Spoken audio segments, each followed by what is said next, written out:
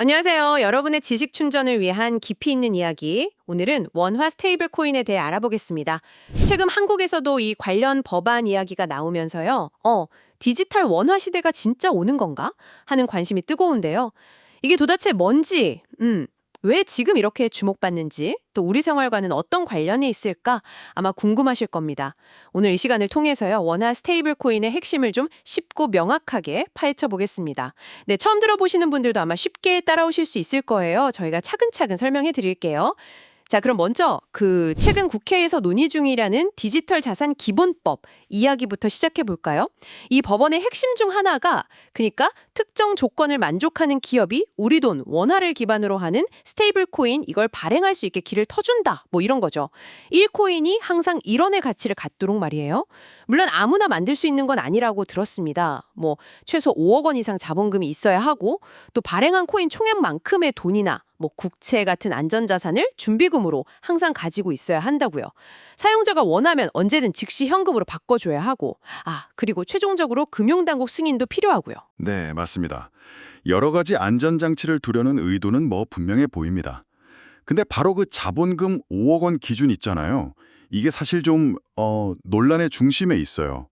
이게 IT 스타트업 입장에서는 낮지 않은 금액일 수 있는데 또 금융 시스템 전체 안정성을 생각하면 글쎄요, 과연 충분한가? 이런 우려가 나오는 거죠.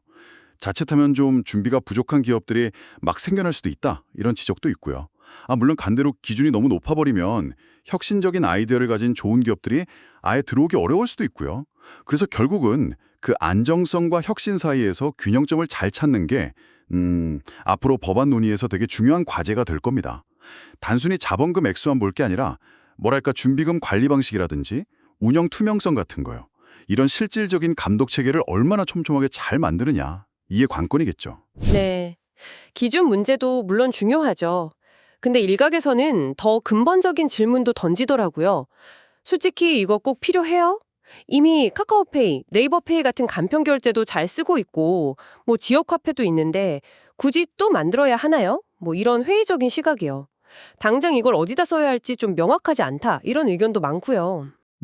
충분히 나올 수 있는 아주 현실적인 질문이라고 생각합니다. 하지만 이걸 또 관점을 바꿔서 쓸 곳은 만들면 된다.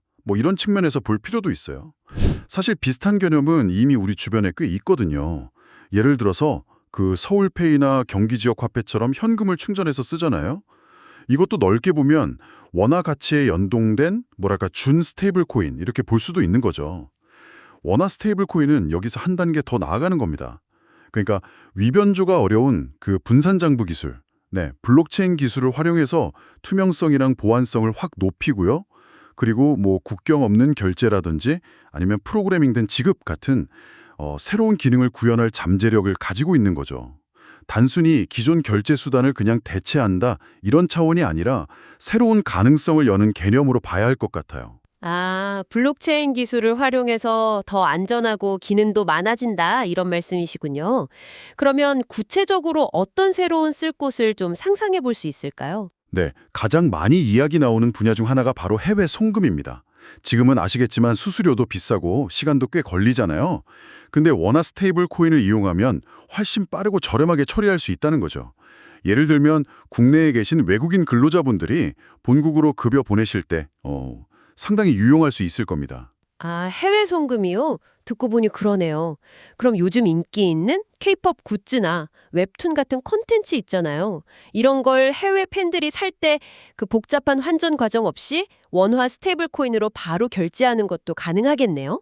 네, 맞아요. 바로 그런 거죠. 플랫폼 기업들이 이걸 활용하면 사용자 편의성이 진짜 확 높아지겠어요. 그렇죠. 개인 간 거래뿐만 아니라 기업 간 거래, 그러니까 B2B나 아니면 대규모 프로젝트 자금 관리에도 활용될 수 있습니다. 예를 들어서 방위산업 수출 대금이라든지 해외 건설 프로젝트 자금 같은 거요. 이런 걸 스테이블 코인으로 주고받으면서 거래 과정을 아주 투명하게 기록하고 관리하는 거죠. 기업 간 거래나 프로젝트 자금까지요?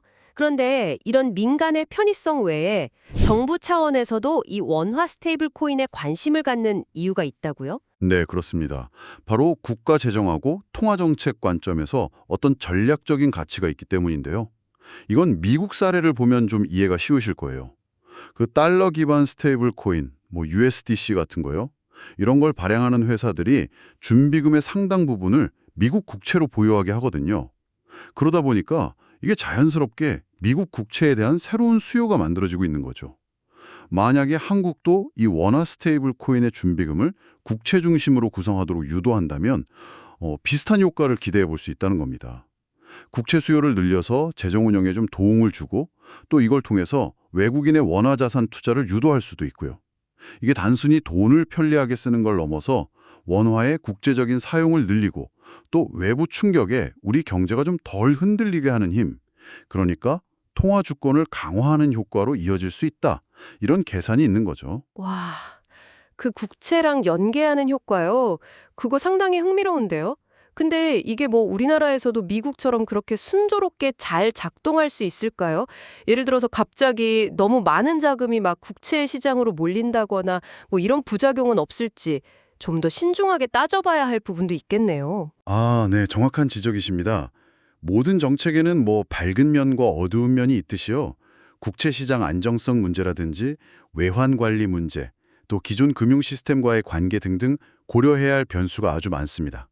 그래서 섣부른 기대보다는 철저한 분석과 준비가 당연히 필요하죠. 그럼에도 불구하고 정부 입장에서는 이게 놓치기 어려운 꽤 매력적인 카드로 보이는 건 분명한 것 같습니다. 네, 오늘 이야기를 쭉 들어보니까요. 이렇게 정리가 되네요. 원화 스테이블 코인은 이제 법제화 논의가 시작됐고 발행 조건, 특히 그 자본금 기준에 대해서는 여러 의견이 있다는 거. 그리고 이걸 어디다 쓰냐는 현실적인 질문에 대해서는 뭐 해외 송금이나 컨텐츠 결제, B2B 같은 새로운 활용처를 만들어갈 수 있다는 기대감이 있고요. 특히 준비금을 국채와 연계할 경우에 이게 국가 재정이나 통화 주권 강화에도 기여할 수 있다.